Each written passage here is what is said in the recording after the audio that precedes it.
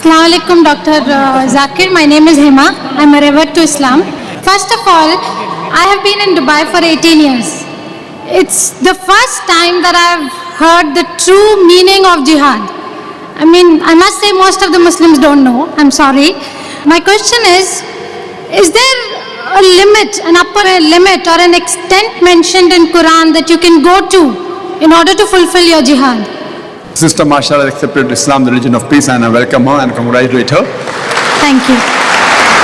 And she agrees that she did not know the real meaning of jihad, which she has come to know today, alhamdulillah. She said that what is the upper limit a person can go to fulfill the level of jihad? Sister, the best jihad, highest level, is jihad against your own self. Jihad fi nafs. Highest level.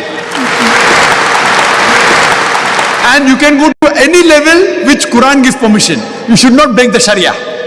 Whatever you can go the highest level, but within the purview of the Islamic Sharia. You can't go outside the purview of the Islamic Sharia. So the best jihad is jihad against your own nafs. And for example, we have the example in the life of Muhammad Sallallahu Alaihi Wasallam, Prophet Muhammad Sallallahu Alaihi Wasallam. You have the revelations at the time which was revealed during the time of Makkah, called as Makki surahs.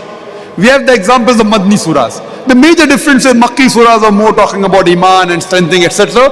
And the Madni surah, how to establish the deen, Aqamat al-Deen, about jihad. We know that in Medina, when the Muslims became more powerful compared to before, there was war, etc., talking about jihad, etc., talking about the qital, fighting of war.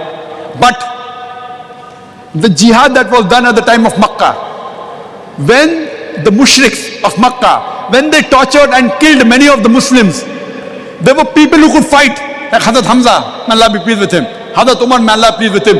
They wanted to retaliate. They were warriors. But the Prophet said, do sabr. Sabr was the jihad. If you have the power to fight back and you hit back, it is good. If you have the power to hit back and you're told to do sabr and you don't hit back, that is a higher level of jihad. The people wanted to say, who are these people killing my brother? I want to fight back, I have the power. He was called as the lion of the desert. People used to fear him. But the Prophet said, you have no permission.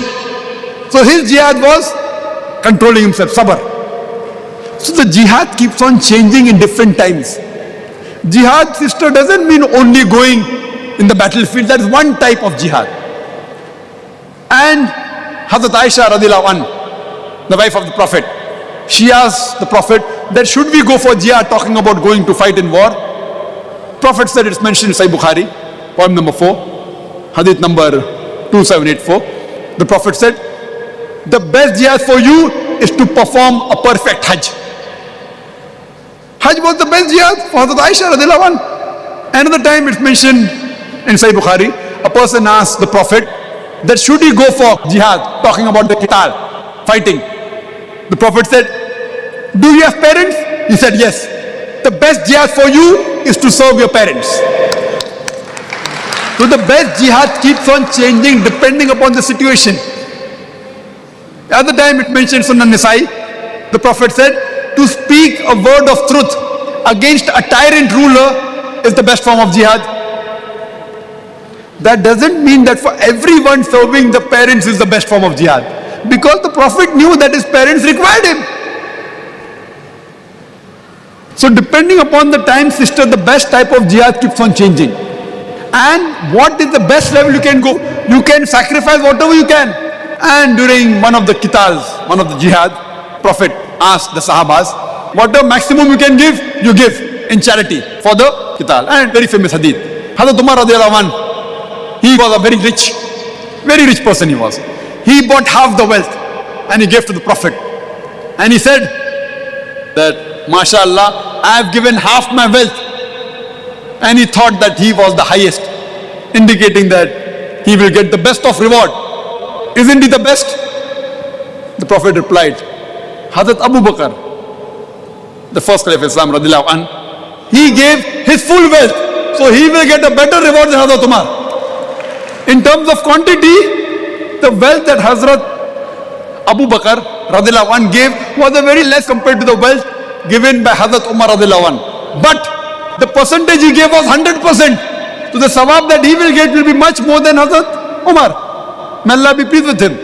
So he gave everything of his wealth. He'll get a better reward. So whatever permission Allah gives you in the Sharia, you can go to that extent for performing jihad. Hope that answers the question. Thank you. Jazakallah.